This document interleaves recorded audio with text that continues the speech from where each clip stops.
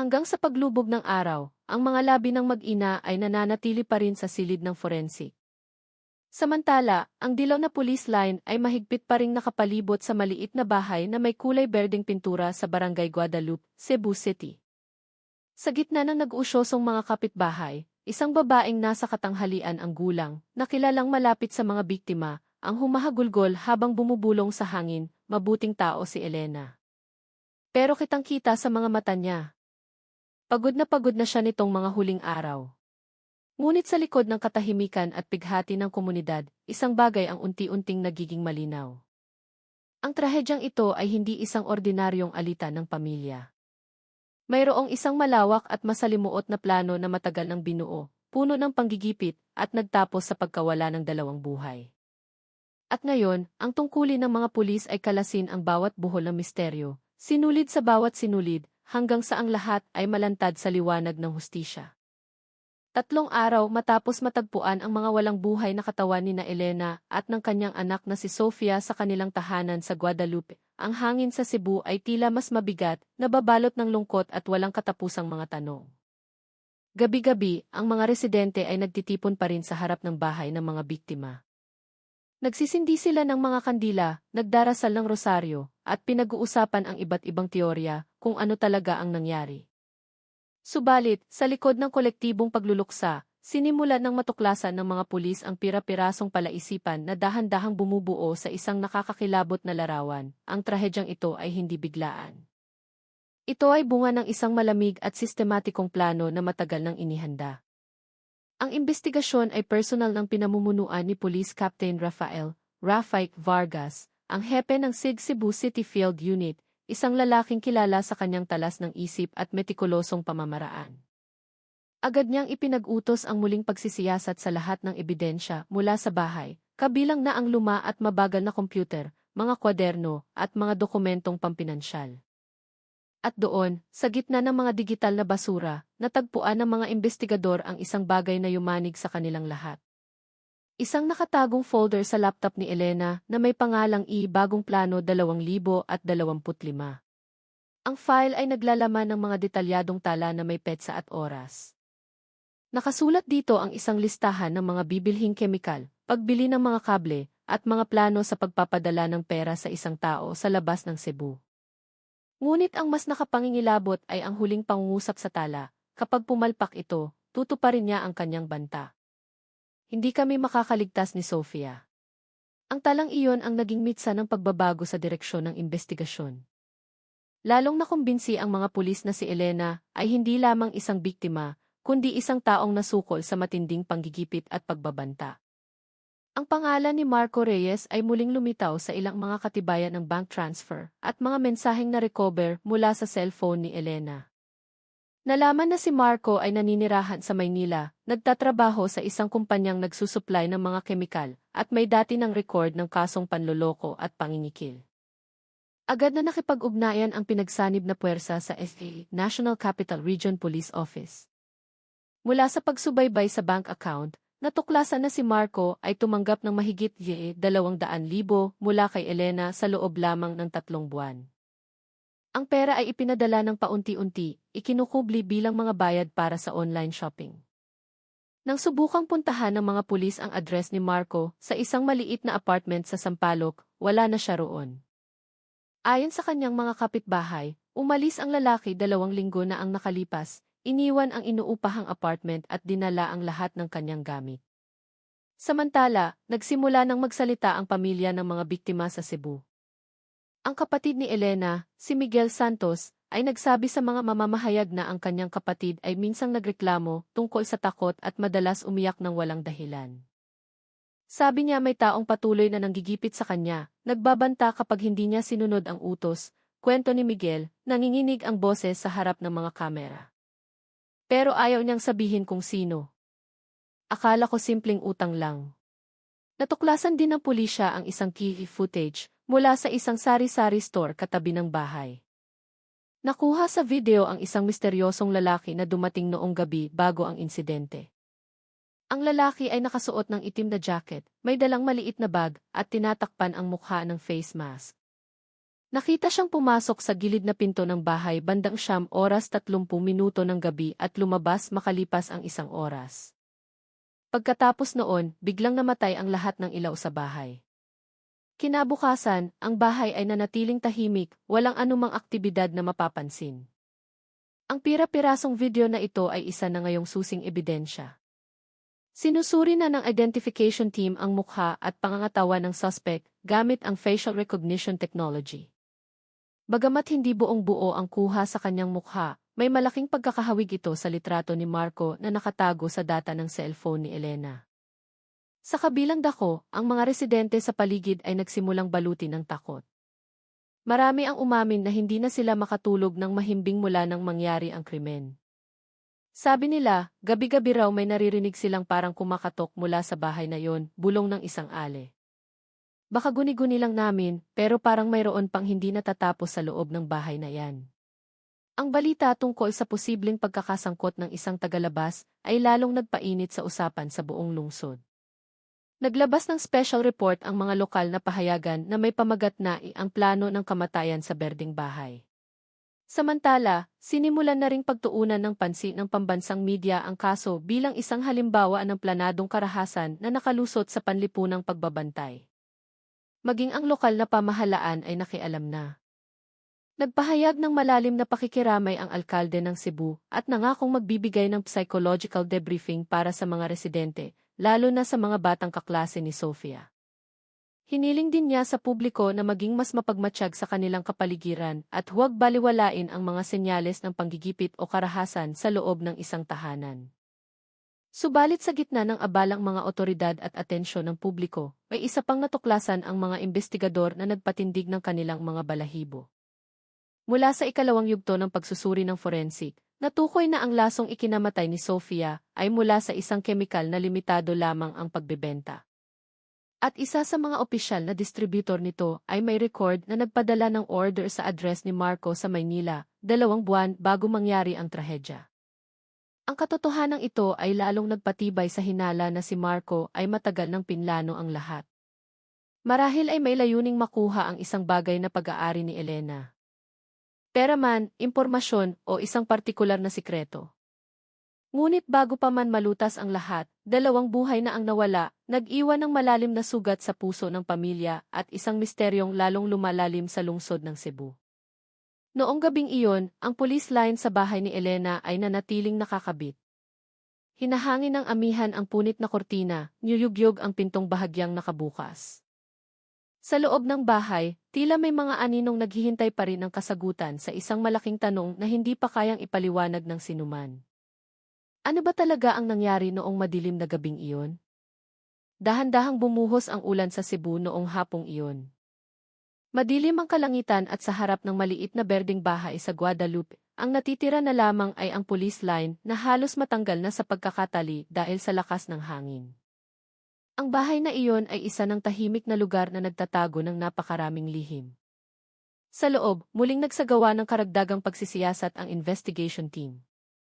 Sa pagkakataong ito, nakatuon sila sa maliit na silid trabaho ni Elena, kung saan siya madalas manahi at magsulat ng kanyang mga personal na tala.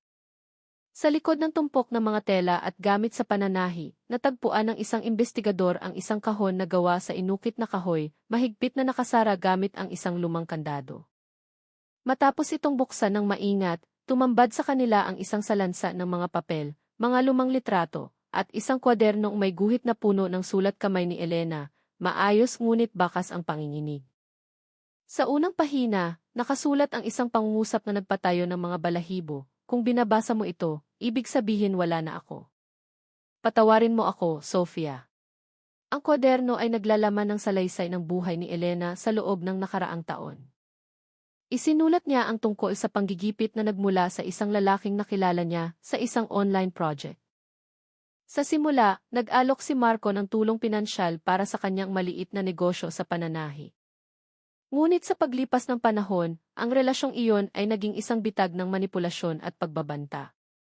Naniningil si Marco ng pera sa dahilan ng negosyo, pinipilit si Elena na mag-transfer ng malalaking halaga, at pinagbantaan pa siyang ikakalat ang kanilang mga pekeng pribadong litrato. Sa tala, inamin ni Elena na hindi siya nangahas na magsumbong sa pulisya dahil sa banta na ipapahiya siya sa harap ng kanyang anak at ng buong komunidad. Isinulat din niya na binabantayan siya ni Marco sa pamamagitan ng isang tao sa Cebu na tinukoy niya sa inisyal na isi. Sinusubaybayan na ngayon ng pulisya kung sino ang taong ito. Malaki ang posibilidad na siya ang lokal na kasabwat na nag-ayos ng mga pagkikita at pagsubaybay kay Elena. Ang tala sa huling pahina ay nagpapakita ng matinding desperasyon. Isinulat ni Elena, alam na niya ang lahat tungkol sa akin, pati na tungkol kay Sofia. Gusto ko lang siyang protektahan, pero kapag bumalik siya, wala na akong ibang pagpipilian. Biglang natigil ang sulat. Tumulo ang tinta na parang isinulat ng nanginginig na kamay. Ang pagkakatuklas na ito ay lalong nagpatibay sa hinala na alam na ni Elena na may masamang mangyayari. Sinubukan niyang lumaban, ngunit ang sunod-sunod na panggigipit ay nagpatalo sa kanya. Samantala, ang AFP, sa pakikipagtulungan sa Digital Forensics Team mula sa Regional Anti-Cybercrime Unit, ay matagumpay na nahanap ang mga lumang email sa pagitan nina Elena at Marco. Sa isa sa mga email na ipinadala 6 na buwan bago ang insidente, isinulat ni Marco, dapat lahat ay umayon sa plano. Huwag kang gagawa ng kahit anong kalokohan o ako mismo ang pupunta dyan sa Cebu. Ang mga salitang iyon ay naging patunay na si Marco ay ilang buwan nang bumubuo ng plano, marahil mas matagal pa kaysa sa inaasahan. Sa kabilang banda, ramdam pa rin ang pagluluksa sa paaralan kung saan nag-aaral si Sofia. Ang kanyang mesa ay hinayaang bakante, pinalamutya ng mga puting bulaklak at mga sulat mula sa kanyang mga kaibigan.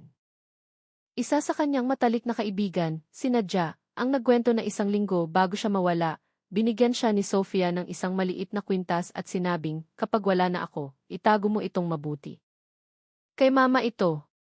Ang kwintas ay isinuko na sa pulisya at sa likod ng palawit nito ay natagpuan ang isang maliit na inisyal. Naniniwala ang investigation team na ang kwintas na ito ay bigay ni Marco noong simula ng kanilang relasyon. Ibig sabihin, hindi lang sa negosyo kilala ni Marco si Elena, kundi maging sa personal at emosyonal na antas. Nagbukas ito ng bagong posibilidad na ang kanilang relasyon ay nagsimula bilang personal bago naging panggigipit at pangingikil. Habang nagpapatuloy ang proseso ng autopsy at digital forensics, sa wakas ay nagdaos ng isang maikling press conference ang hepe ng Cebu City Police Office sa harap ng media. Sa kanyang pahayag, iginiit niya na ang pulisya ay nakahanap ng matibay na ebidensya na tumuturo sa planadong pagpatay. Hindi namin isinasantabi ang posibilidad na ang biktima ay nasangkot sa isang senaryo na binuo ng ibang tao sa pamamagitan ng pagbabanta o manipulasyon. Sa kasalukuyan, mayroon na kaming pagkakakilanlan ng 2 tao na malaki ang aming hinala na may alam sa planong ito. Ang pahayag na iyon ay nagdulot ng kaguluhan sa publiko. Sinimulan ng media na bigyang diin ang madilim na bahagi ng kaso, mula sa kwento ng biktima ng psychological violence, pagsasamantala sa kababaihan, hanggang sa nakamamatay na banta sa digital na mundo. Sa social media, maraming netizens ang nakiramay kina Elena at Sofia. Ang hashtag na Justice for Elena and Sofia ay naging trending topic sa buong Pilipinas. Ngunit sa likod ng lahat ng ingay, ang mga investigador ay abala pa rin sa paglutas ng pinakamahalagang tanong. Paano na isakatuparan ang isang planong binuo ng ilang buwan nang walang sinuman sa komunidad ang nakapansin? Noong gabing iyon, muling binisita ng forensic team ang bahay ni Elena upang suriin muli ang sistema ng kuryente at daloy ng tubig. Natuklasan nila ang isang bagay na nakakagulat. Isang maliit na kamera ang nakatago sa ibabaw ng bentilasyon ng banyo. Aktibo pa ang kamera, konektado sa isang backup na baterya at naglalaman ng recording ng ilang oras bago ang insidente. Ang mga unang bahagi ng video ay nagpapakita kina Elena at Sofia na buhay pa. Tense ang kanilang mga mukha. Mahigpit na niyayakap ni Sofia ang kanyang ina. Ilang minuto ang lumipas, may narinig na mga yabag at bumukas ang pinto. Naging magalaw ang imahe, ngunit sapat ang linaw upang ipakita ang anino ng isang lalaking nakaitim na jacket, ang kaparehong lalaki sa footage ng sari-sari store. Isang bagay na hindi pa nasasagot ay papalapit na ngayon sa katotohanan. Sino ang lalaking iyon at bakit isinulat ni Elena ang bagong plano 2025? Ang trahedya bang ito ay simula pa lamang ng isang bagay na mas malaki, o ang pagtatapos ng isang mahabang kwento ng panggigipit na matagal ng binuo. Hanggang sa mag-umaga, paulit-ulit pa ring pinapanood ng investigation team ang recording sa madilim na silid ng kampo ng pulisya sa Cebu. Ang bawat segundo ng video ay tila nagbubukas ng isang bagong patong ng misteryo na matagal nang nakatago sa likod ng malumanay na ngiti ng isang ina at anak na ngayon ay wala na. Isang linggo na ang lumipas mula nang yugyugin ang trahedya sa Guadalupe ang buong Cebu. Ngunit sa halip na humupa, lalo pang tumitindi ang tensyon sa kaso. Nagsimula ang lahat sa pagkakatuklas ng nakatagong kamera sa bentilasyon ng banyo, isang ebidensya na tuluyang nagpabago sa direksyon ng investigasyon. Matagumpay na nakuha ng digital forensic team ang buong laman ng memorya ng kamera, na naglalaman pala ng isang recording na maihabang 2 oras at 17 minuto, na itala na may malinaw na tunog at sapat na kalinawan ng imahe.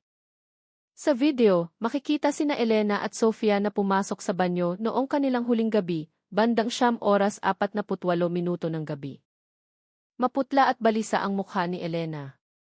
Paulit-ulit siyang tumitingin sa pinto na para bang may hinihintay. Nakaupo si Sofia sa sahig, yakap ang kanyang mga tuhod, tahimik na umiiyak. Sa gilid ng pader, may 2 baso at isang botelya ng mineral water na bukas na. Ilang sandali pa, dahan-dahang bumukas ang pinto ng banyo. Isang lalaking nakaitim na jacket ang pumasok ng marahan. Nakasuot siya ng face mask at sombrero. Gayunpaman, batay sa kanyang pangangatawan at boses, sigurado ang mga investigador na ito ang kaparehong lalaki sa footage. Ang kanyang boses ay kalmado ngunit puno ng otoridad. Handa na? Kailangan nating magmadali, sabi niya ng mahina ngunit mariin.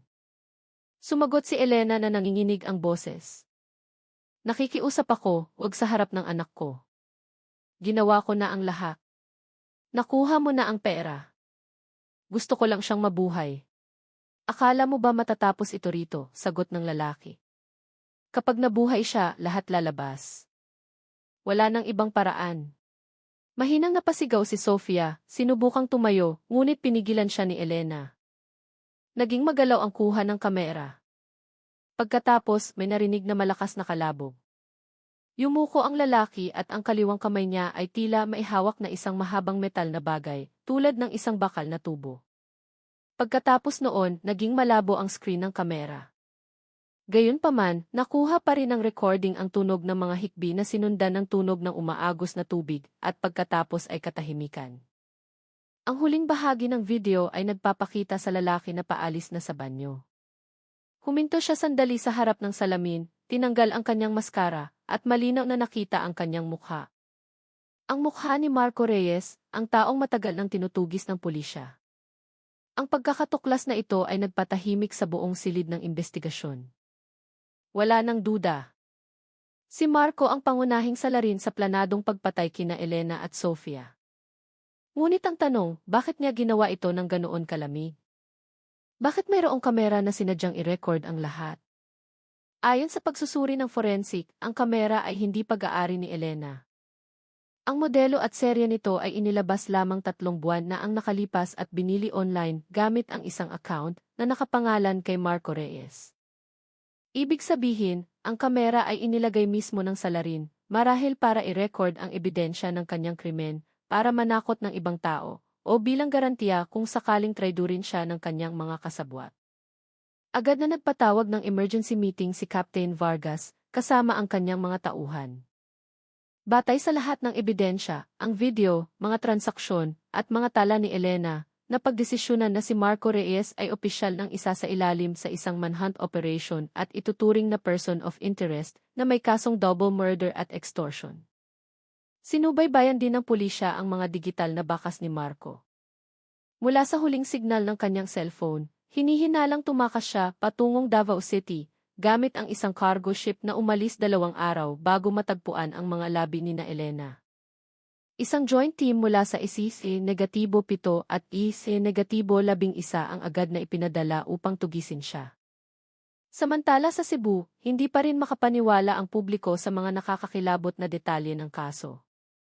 Ipinakita sa mga lokal na balita ang rekonstruksyon ng mga pangyayari batay sa datos ng pulisya, na lalong ikinagulat ng mga residente. Marami ang hindi makapaniwala na ang isang tulad ni Marco, na sa simula ay kilalang palakaibigan at magalang sa online na negosyo, ay kayang bumuo ng ganoon kalamig na plano. Natuklasan ng mga investigative journalist na si Marco ay dati nang nasangkot sa dalawang magkatulad na kaso sa Luzon, kung saan dalawang babaeng biktima ng panloloko ang natagpuang patay na maihalos parehong pattern, lason, pagbabanta, at video recording.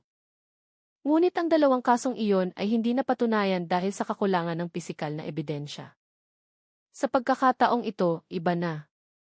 Ang Cebu ang nagtataglay ng pinakamatibay na ebidensya, isang video na direktang nagpapakita ng kanyang mukha.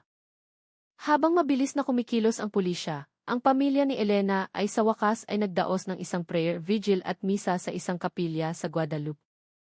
Bumaha ang luha sa loob ng simbahan nang ang mga larawan ni na Elena at Sofia ay magkatabing ipinakita sa ibabaw ng maliliit na kabaong na napapalibutan ng puting bulaklak. Tumayo ang kapatid ni Elena, si Miguel, sa pulpito, tiningnan ang mga tao at sinabi ng nanginginig ang boses, "Hindi lang kami nagluluksa, humihingi kami ng katarungan. Walang ina at anak ang dapat mamatay ng ganito." Sinalubong ng mga hikbi ang kanyang mga salita. Sa labas ng kapilya, nagsindi ng mga kandila ang komunidad, nagsulat ng mga mensahe sa maliliit na papel at idinikit sa bakod. "Magpahinga na kayo, Elena at Sofia. Kasama ninyo ang Cebu." Ngunit sa gitna ng pagluluksa, natagpuan ng mga investigador ang isa pang karagdagang pahiwatig mula sa laptop ni Elena. Mayroong isang sound file na maihabang 23 segundo na may pamagat na para sa pulis. Sa recording, maririnig ang mahina at nanginginig na boses ni Elena. "Kung may mangyari sa amin, hanapin ninyo si Marco Reyes. Matagal na niyang pinlano ito. Sinubukan kong tumakas. Pero lagi niyang alam kung nasaan kami." Ang maikling recording na iyon ang naging huling ebidensya na nagpapatunay na si Elena ay lubos na may kamalayan sa panganib na nagbabanta sa kanya.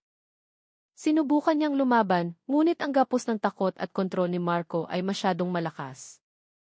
Ngayon, naghihintay ang publiko ng pinakabagong balita.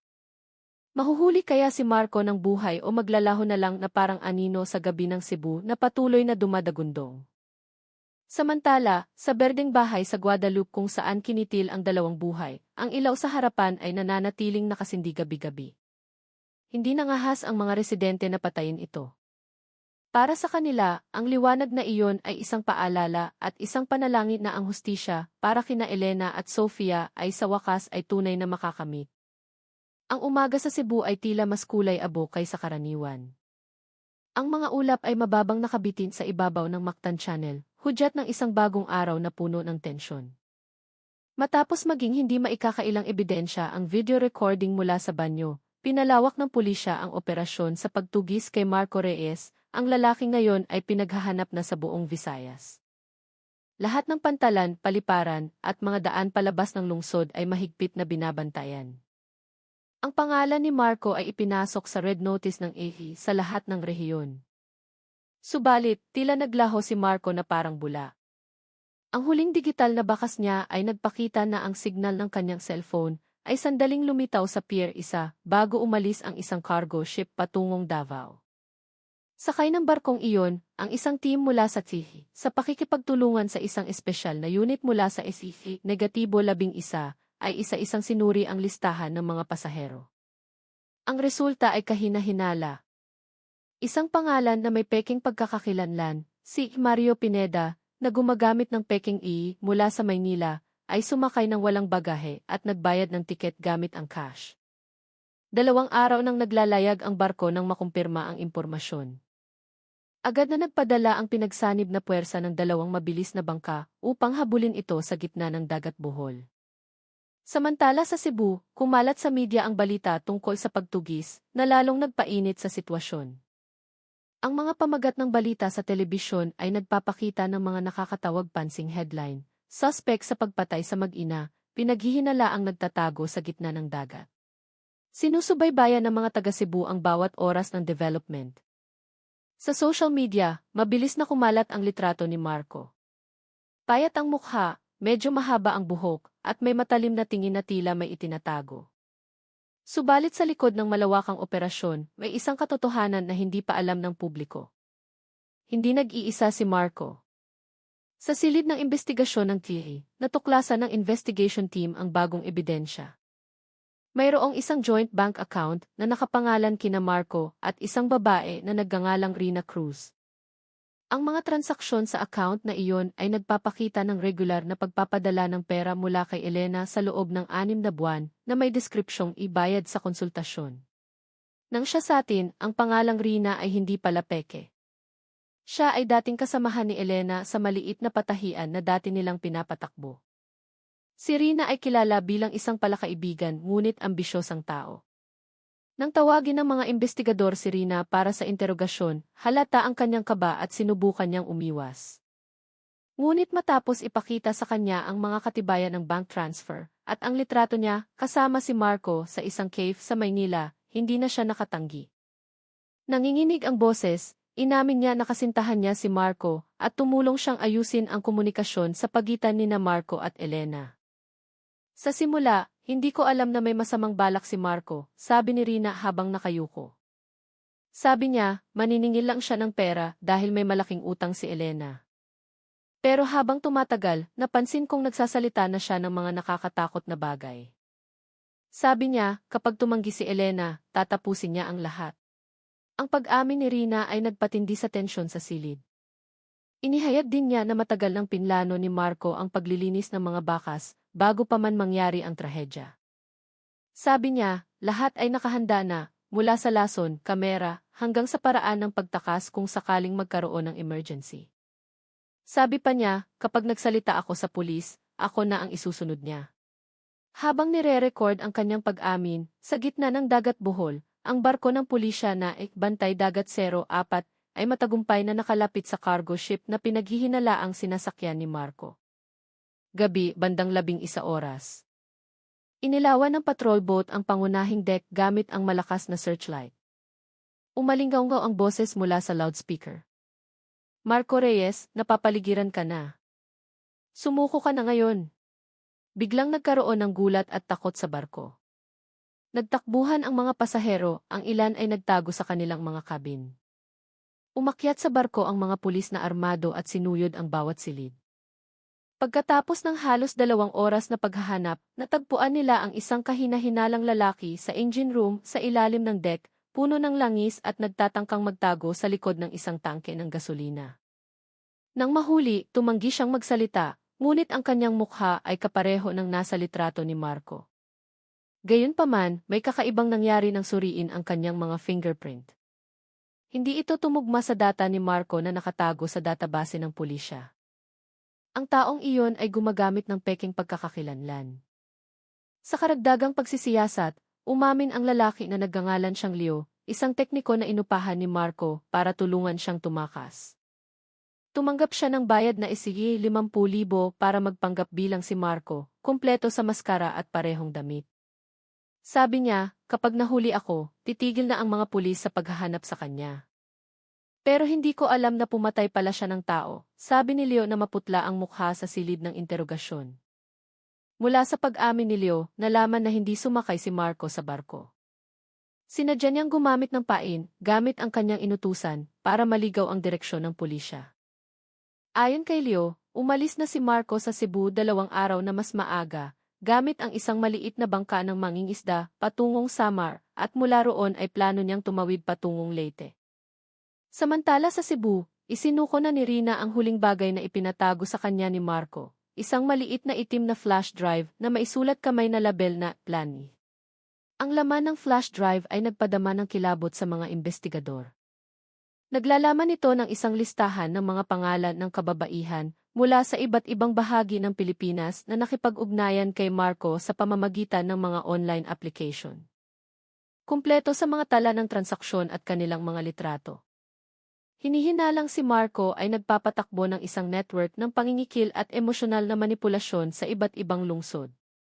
Gamit ang parehong pattern tulad ng kay Elena, pinalawak na ngayon ng pulisya ang kaso bilang isang pambansang operasyon. Ipinag-utos ng hepe ng AFI na direktang makialam ang SID. Ang pangalan ni Marco ay isinama sa Priority List Level 1, kasama ng mga high-profile na kriminal. Ngunit para sa mga taga Cebu, ang kanilang focus ay iisa pa rin. Katarungan para kina Elena at Sofia. Sa berdeng bahay sa Guadalupe, ang mga kandila ay patuloy pa ring sinisindihan gabi-gabi. Nagsimulang mangolekta ng mga pirma ang mga residente para manawagan ng mabigat na parusa sa salarin. Sa gitna ng dalamhating hindi pa humuhupa, isang mensahe mula sa matandang ina ni Elena ang umalingaw sa lokal na telebisyon. Kung tumakbo siya, hayaan ninyong ang dagat at lupa ang maghanap sa kanya. Pero kapag nahuli siya, huwag ninyong hayaan na may isa pang ina na maging katulad ng anak ko. Samantala, sa isang lugar sa Samar, tila payapa ang gabi. Isang lalaking nakaitim na jacket ang nakaupo sa tabi ng dalampasigan, pinagmamasdan ang mga patrol boat sa malayo habang bahagyang nakangiti. Hawak niya ang isang cellphone at bumulong ng mahina. Ang plan G ay nagsisimula pa lang. Ang malamig na hangin ng gabi sa Samar ay humihihip. Ang maliliit na alon ay gumugulong sa baybayin ng isang baryo sa Katbalogan, nagdadala ng amoy alat ng dagat na maihalong amoy ng kahoy mula sa mga bangkang kahihila pa lang sa pampang.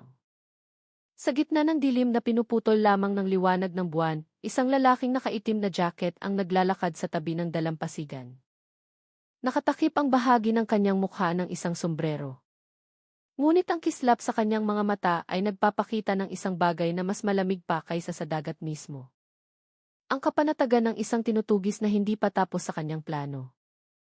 Si Marco Reyes, ang pangalang ngayon ay kinatatakutan sa Cebu, ay hindi pa sumusuko.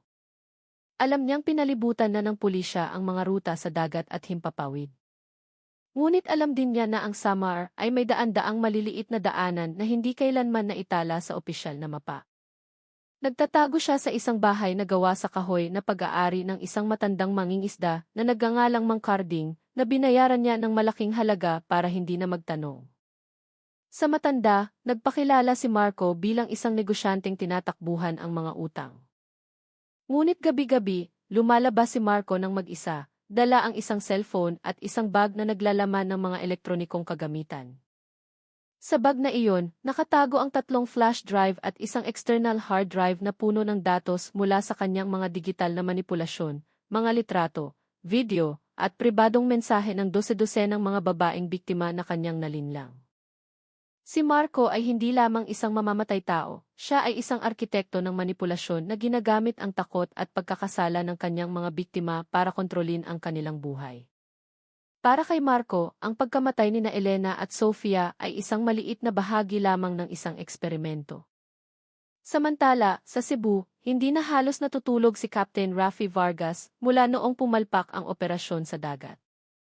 Sa kanyang opisina, isang malaking board ang puno ng mga mapa, litrato, at pulang sinulid na nagkokonekta sa isang pangalan patungo sa isa pa. Alam niyang si Marco ay hindi isang ordinaryong kriminal. Hindi siya tumatakas, sabi niya sa kanyang team. Naghihintay siya ng isang bagay.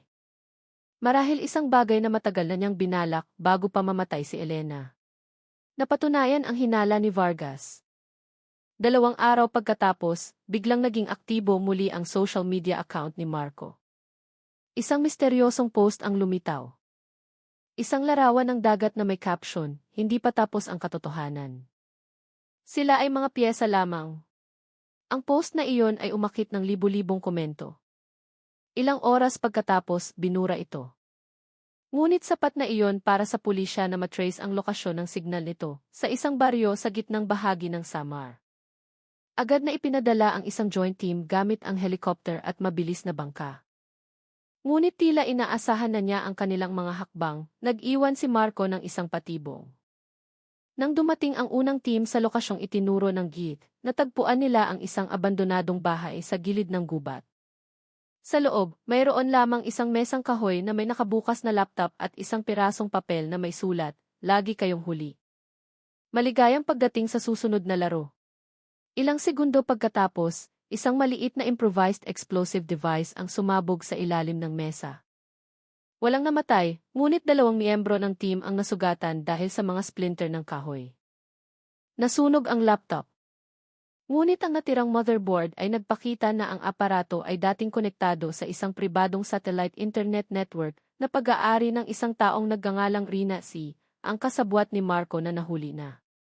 Ibig sabihin, si Marco ay nakikipag-ugnayan pa rin mula sa malayo, ginagamit ang network ni Rina bago pa man ito mahuli.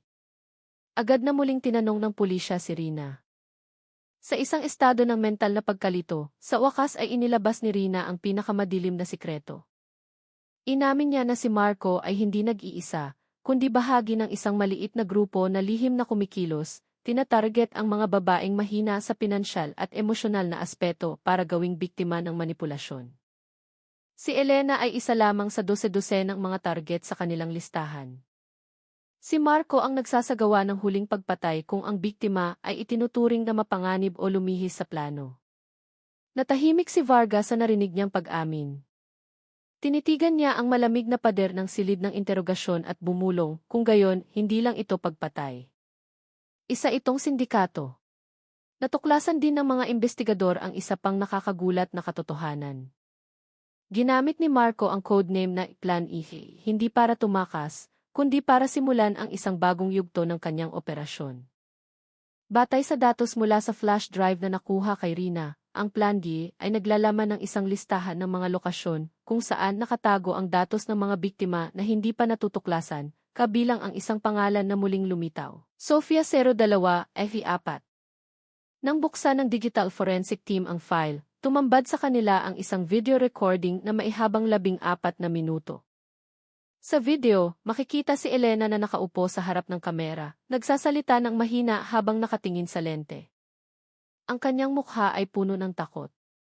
Sabi niya, bulong ni Elena, kapag hindi ako nagpadala ng pera, si Sofia ang gagawing halimbawa. Nakikiusap ako, sino man ang makakita nito, pakialagaan ninyo ang anak ko. Ang mga salitang iyon ay nagpatahimik sa buong silid.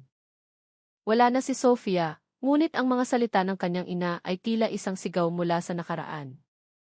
Ang video na iyon ay in-upload ni Marco sa isang naka-schedule na oras bago siya tumakas. Tila sinasadya niyang paglaruan ang mga otoridad at ang publiko. Noong gabing iyon, ang operasyon sa pagtugis kay Marco sa Samar ay opisyal na itinaas sa emergency status. 20 tauhan ng ASD at isang intelligence team ang ipinadala sa gubat, tinulungan ng mga negatibo siyam unit. Ngunit mabilis kumilos si Marco.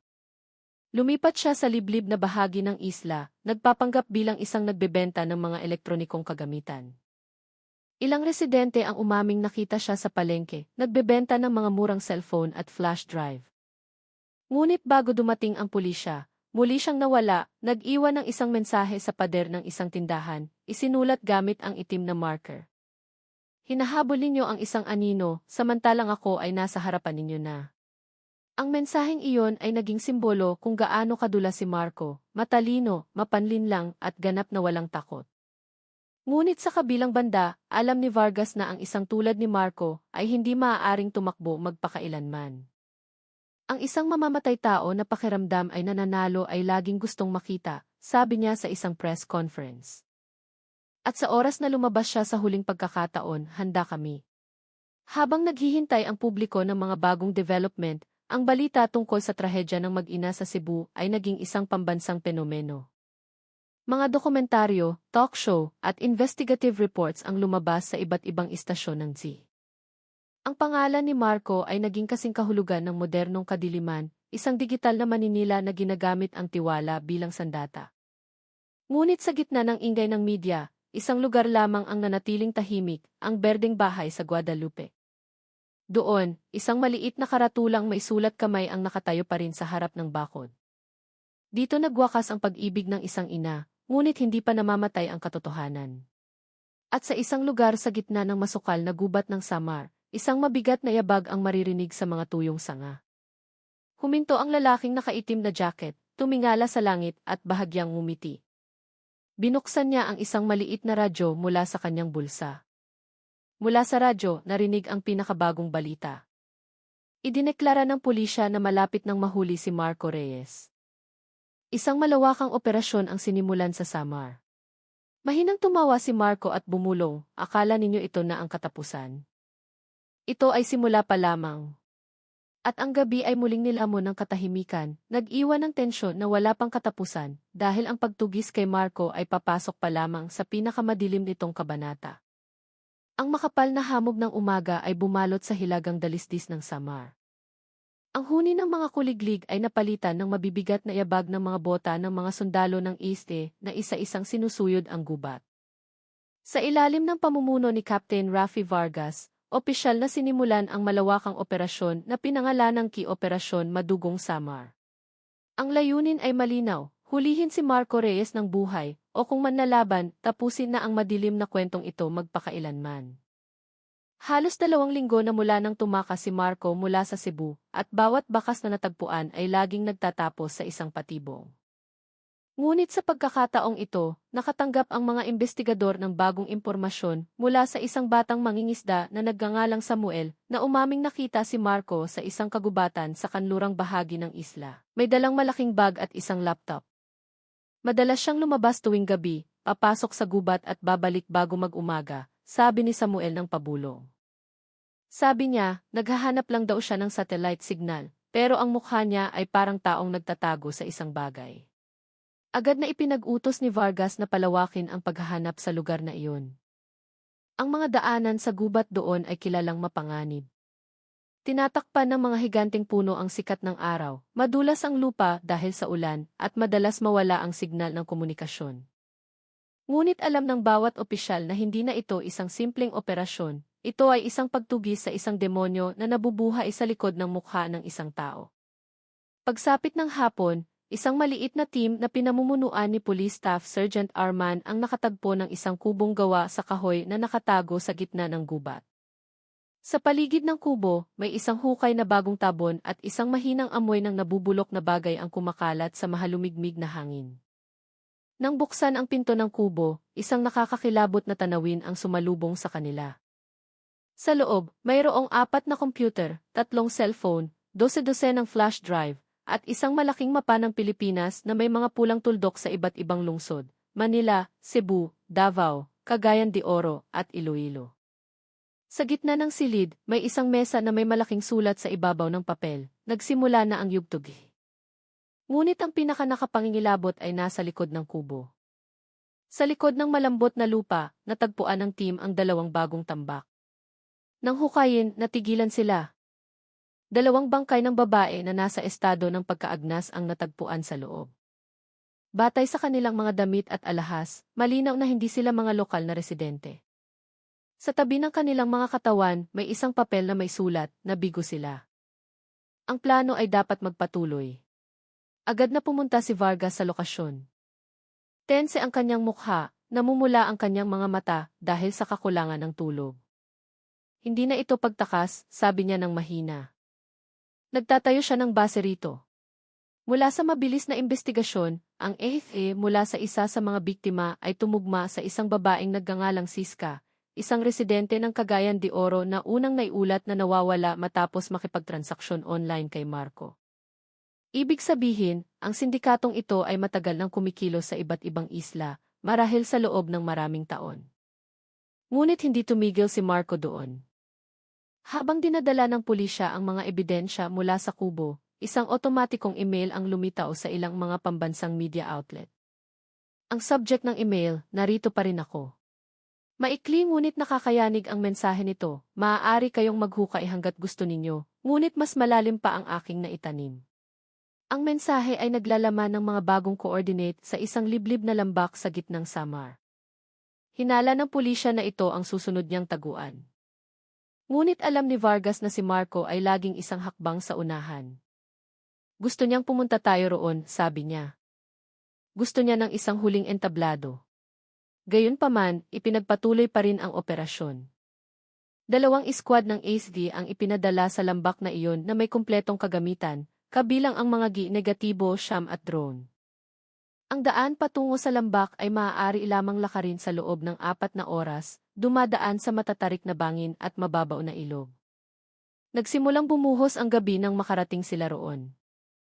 Sa gitna ng lambak, mayroon lamang isang kubo na may bubong na yero at isang maliit na generator na umaandar pa. Habang papalapit ang team, isang negatibo siyam na aso ang malakas na tumahol, senyales na nakakaamoy ng dugo. Nang sa pilitang buksan ang pinto ng kubo, natagpuan nila ang isang bakanting silid. Mayroon lamang isang upuan at isang monitor ng computer na nakabukas. Sa screen, lumitaw ang mukha ni Marco. Kalmado siyang ngumiti. Dumating din kayo, sabi niya sa pamamagitan ng isang video recording. Gusto kong malaman ninyo na hindi ako kailanman tumakas. Naghihintay lang ako ng tamang oras. Pagkatapos, nagbago ang screen at nagpakita ng iba pang mga video clip. Mga nakatagong kamera sa iba't ibang lugar, kabilang ang ilang mga mukha ng mga kabataang babae na hindi pa nakikilala. Akala ninyo si Elena lang ang nag-iisa, umalinggaw ang boses ni Marco. Siya ay simula pa lamang ng isang bagay na mas malaki. Gumawa ako ng isang sistema, at ang sistemang iyon ay hindi mamamatay kahit namamatay ako. Bigla, natagpuan ng isang miyembro ng team ang isang tabla sa ilalim ng mesa na may sulat kamay, patibong sa loob ng 20 metrong radius. Walang pag-aalinlangan, sumigaw si Vargas, lahat labas. Ilang segundo pagkatapos, isang malakas na pagsabog ang yumanig sa lambak. Ang apoy ay tumaas, niyugyog ang mga puno at nagkalat ang mga piraso ng yero. Ang ilang miyembro ng team ay tumilapon. May mga nasugatan, ngunit walang namatay. Sapat ang lakas ng pagsabog upang sirain ang buong kubo at lahat ng ebidensya sa loob nito. Nang humupa ang apoy, isang bagay lamang ang natira. Isang piraso ng sunog na itim na jacket sa lupa. Walang katawan, walang senyales ni Marco. Kinabukasan, iniulat ng mga residente sa paligid na nakita nila ang isang lalaking paika-ikang naglalakad patungo sa kanluran, tumatawid sa isang maliit na ilog bago mag-umaga. Nakatakip ang kanyang mukha ng tela, may dalang lumang bag. Walang nakakatiyak kung si Marco iyon o hindi. Ngunit alam ng lahat na hindi pa siya patay. Sa Cebu, tumayo si Vargas sa harap ng isang press conference na may pagod ngunit matatag na mukha. Natagpuan namin ang kanyang base, mga ebidensya, at mga bagong biktima. Ngunit ang pangunahing salarin ay nakatakas pa rin. Hahabulin namin siya hanggang sa dulo ng mundo kung kinakailangan. Dahil ang hustisya para kina Elena at Sofia ay hindi pa tapos. Umalingaw ang kanyang boses sa silid, ipinalabas ng live sa buong Pilipinas. Samantala, sa dulo ng Samar, isang ibon ang mababang lumilipad sa ibabaw ng isang tahimik na dalampasigan. Dahan-dahang humahampas ang mga alon, nagdadala ng isang bagay sa pampang. Isang piraso ng kwintas na may inisyal na TT. At mula sa likod ng mga puno, may isang taong nagmamasid mula sa malayo. Malabo ang kanyang mukha sa anino ng takip-silim, ngunit ang malamig niyang ngiti ay nanatiling pareho. Dahan-dahan siyang naglakad patungo sa gubat, nag-iwan ng mga bakas ng sapatos sa basang buhangin. Ang pagtugis ay hindi pa tapos, dahil sa likod ng kadiliman ng Samar, si Marco Reyes ay buhay pa at ang kanyang plano ay nagbago na ng direksyon. 3 araw matapos ang pagsabog sa lambak ng Samar, ang buong isla ay parang isang lungsod na nagpipigil ng hininga. Tahimik ang mga kalsada, mas maagang nagsasara ang mga tindahan, at bawat barkong paalis sa pantalan ay mahigpit na sinusuri. Ngunit sa gitna ng takot, isang nakakagulat na balita ang lumabas. Isang lalaking may paso sa binti at kamay ang natagpuan ng isang mangingisda sa timog na baybayin ng Samar. Ang lalaki ay nakasuot ng sunog na itim na jacket at walang pagkakakilanlan. Walang malay siya sa tabi ng dagat at nang dalhin sa health center ng baryo, isang pangungusap lamang ang naibulong niya bago tuluyang mawalan ng ulirat, hindi pa tapos ang proyekto. Agad na nagulat ang mga mediko sa pulisya. Si Captain Rafi Vargas, na nooy sinusuri pa ang mga labi ng pagsabog, ay agad na lumipad gamit ang helicopter patungo sa lokasyon. Ngunit pagdating niya, wala na ang lalaki. Inamin ng 2 gwardiya na bigla silang nakatulog at paggising nila ay bukas na ang pinto. Sa mesang pinahigaan ng lalaki, naiwan ang isang papel na basa ng dugo na may sulat kamay na nakahilig, narito pa rin ako, at hindi mo mapipigilan ang lahat ng nasimulan na. Ang sulat ay 100% tugma sa sulat kamay ni Marco. Ibig sabihin, buhay pa siya.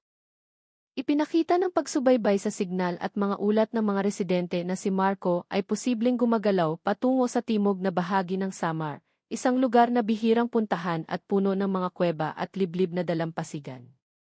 Sa lugar na iyon, halos walang signal ng komunikasyon. Gayunpaman, isang mahalagang bagay ang natuklasan ng digital team ng pulisya. Isang anonymous na satellite account ang muling naging aktibo, ang parehong account na ginamit ni Marco nang magpadala siya ng mga video. Ang mga coordinate ng signal ay tumuturo sa aktibidad sa paligid ng isang liblib na look na mapupuntahan lamang sa pamamagitan ng maliit na bangka. Nang dumating doon ang intelligence team, natagpuan nila ang isang bagong kubo sa gilid ng isang bangin. Sa loob nito, may mga bakas ng apoy, tira-tirang instant na pagkain, at mga bakas ng paa na kapareho ng sukat kay Marco. Ngunit ang nagpatindig ng kanilang balahibo ay hindi iyon, kundi ang tumpok ng mga litrato ng kababaihan na nakadikit sa dingding na kawayan. Lahat ng litrato ay may parehong pattern, mga mukha ng kabataang babae mula sa iba't ibang rehiyon na may maliliit na sulat sa ilalim na parang isang listahan ng mga gawain. Ang ilan ay may markang tapos na. Ngunit mayroon ding may markang hihintayin. Sa gitna ng dingding, nakapaskil ang litrato ni Elena at Sofia. Sa ilalim nito, nakasulat, unang yugto ng eksperimento, matagumpay. Epekto sa lipunan, pinakamataas. Mahigpit na hinawakan ni Vargas, nakararating lang sa lokasyon ang mga litrato. Nangingilid ang kanyang mga luha. Alam niyang hindi na ito simpleng pagpatay. Itinuturing ni Marco ang kaso ni Elena at Sofia bilang bahagi ng isang psychological na eksperimento. Marahil para pag-aralan ang reaksyon ng publiko o para lang bigyang kasiyahan ang kanyang pagkahumaling sa kontrol.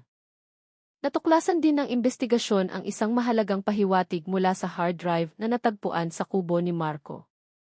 Matapos ang 2 araw na proseso ng data recovery, matagumpay na nabuksan ng team ang isang naka-encrypt na file na may pamagat na Project Nightfall. Ang laman ng file ay isang personal na manifesto ni Marco na maihabang 43 na pahina. Sa isang maayos ngunit puno ng obsesyon na pagsusulat, isinalaysay ni Marco ang kanyang misyon na lumikha ng isang pangmatagalang takot sa lipunan. Tinawag niya ang kanyang sarili bilang manunulat ng mga anino at sinabing ang bawat kamatayan na kanyang idinisenyo ay hindi lang pagpatay, kundi isang simulation para subukan ang moralidad ng tao. Ilang sipi mula sa dokumento ang yumanig sa publiko nang ito ay kumalat sa media. Gusto kong maramdaman ng mundo ang pagkawala tulad ni Elena. Gusto kong makita kung paano sila mag-aakusa, mag-iisip at makakalimot sa loob ng 1 linggo. Pagkatapos ay ulitin ko ulit hanggang sa tumigil na ang mundo sa pag-aalala. Madaling kontrolin ang mga tao. Kailangan nila ng takot para manatiling buhay at ibinibigay ko iyon. Ngunit sa lahat ng mga tala sa manifesto, isang napakahalagang bagay ang lumitaw sa huling bahagi. Malinaw na nakasulat ang susunod na plano, Yugtogi, Nobyembre.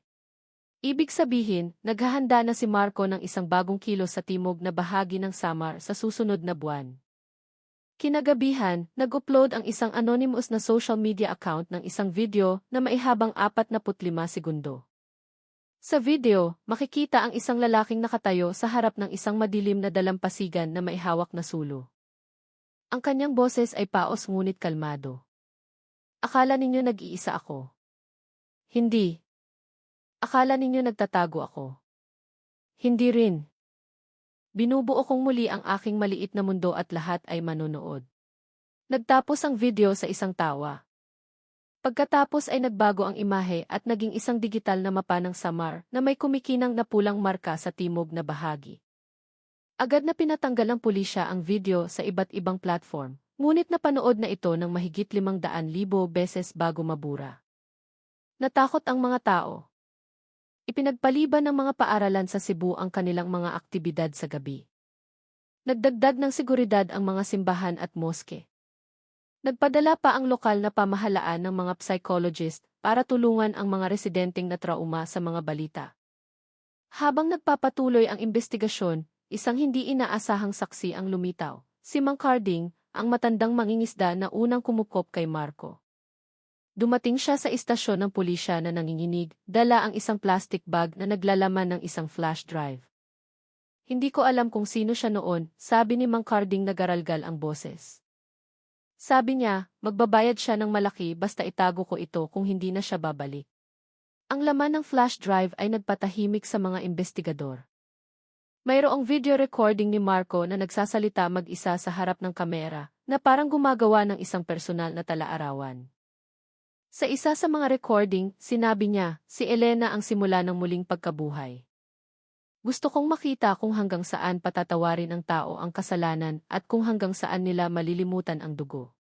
Ngunit ang mas nakakagulat, sa dulo ng video, matalim siyang tumingin sa kamera at ngumiti. At kung pinapanood ninyo ito, ibig sabihin malapit na ako, mas malapit kaysa sa inaakala ninyo. Ipinakita ng isip metadata ng video na ang lokasyon ng pagkuha ay sa timog na baybayin ng Samar, 15 kilometro lamang mula sa baryo kung saan nakatira si Mang Carding.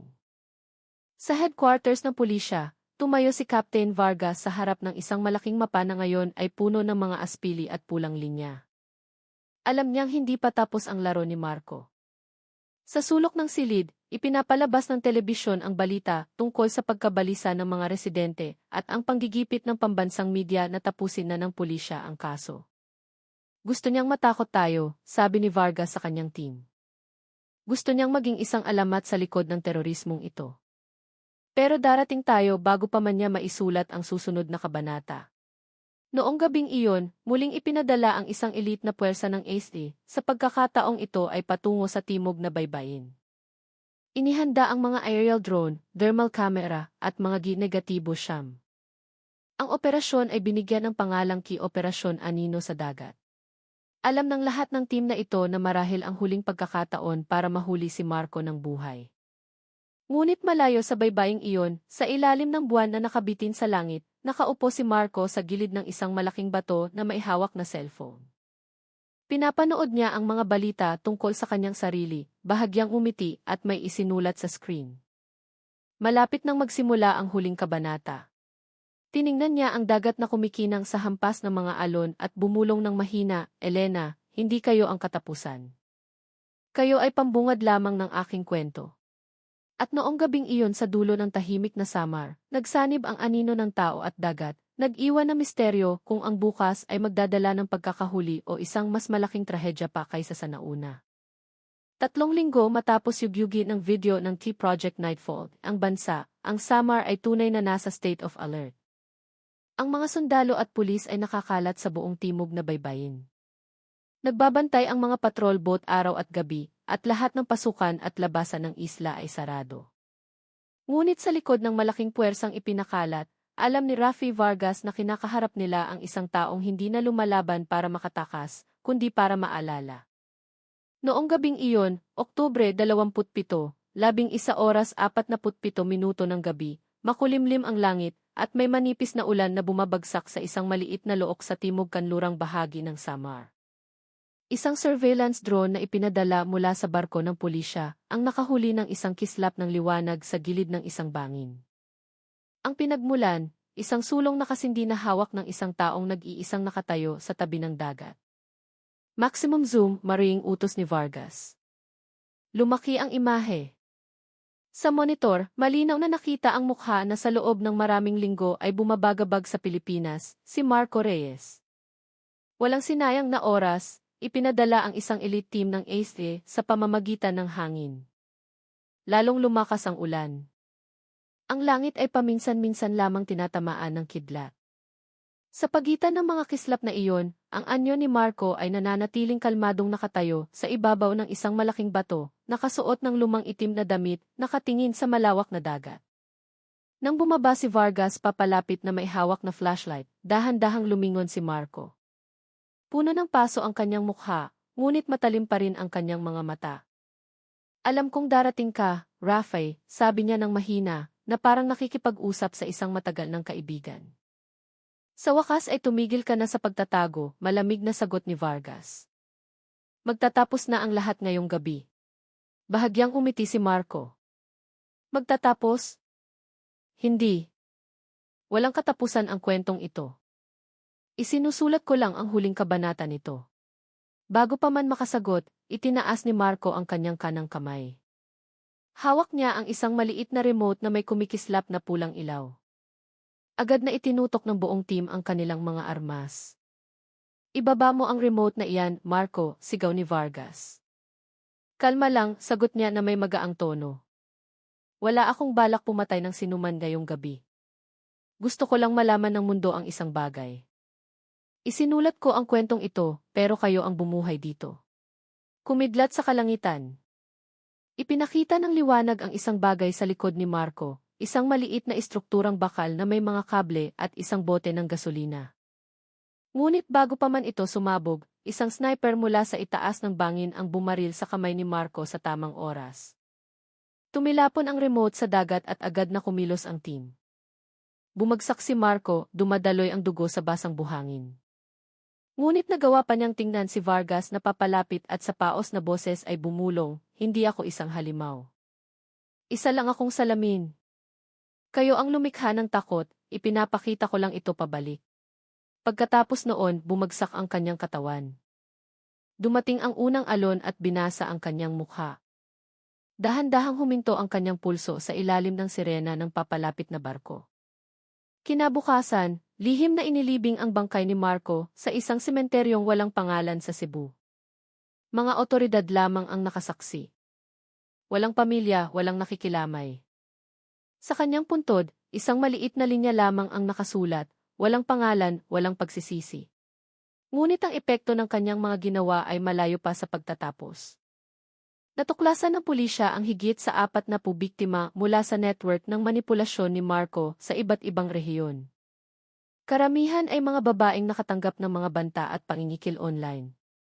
Ang data mula sa T-Project Nightfall ay ginamit bilang mahalagang ebidensya sa pagbubunyag ng isang sindikato ng cybercrime na ngayon ay tinutugis sa Luzon at Mindanao. Sa Cebu, ang berdeng bahay ni Elena at Sofia ay sa wakas ay nilinis. Ginawa ito ng mga lokal na residente bilang isang kanlungan para sa mga biktima ng digital at domestic violence. Pinangalanan itong Ibahay Sofia. Sa harap ng bahay, nakasulat ngayon ang isang simpleng karatula, mula sa sugat, isinilang ang pag-asa. Mula sa pighati, isinilang ang katapangan. Binisita ni Vargas ang lugar isang hapon. Matagal siyang tumayo sa harap ng larawan ni Elena at Sofia na nakasabit sa dingding ng sala. Sa katahimikan, nagsindi siya ng kandila at nagdasal. Sa kanyang mga mata, ang kasong ito ay hindi lamang isang tagumpay ng batas, kundi isang babala kung gaano kanipis ang linya sa pagitan ng biktima at maninila kapag inaabuso ang digital na mundo. Ang malagim na kaso ni Elena at Sofia ay sa wakas ay natagpuan ang kanyang katapusan, matapos ang mahabang pagtakas ng salarin na si Marco Reyes na nagtapos sa isang madilim na loob. Ang malawakang pagtugis na ito ay nagbukas ng mga nakakagulat na katotohanan tungkol sa isang network ng cybercrime na maraming biktima at nagsilbing isang mapait na aral tungkol sa panganib ng manipulasyon at nakatagong karahasan. Pinapatunayan ng kwentong ito na ang hustisya ay maaaring maantala, ngunit hindi kailanman tuluyang nawawala.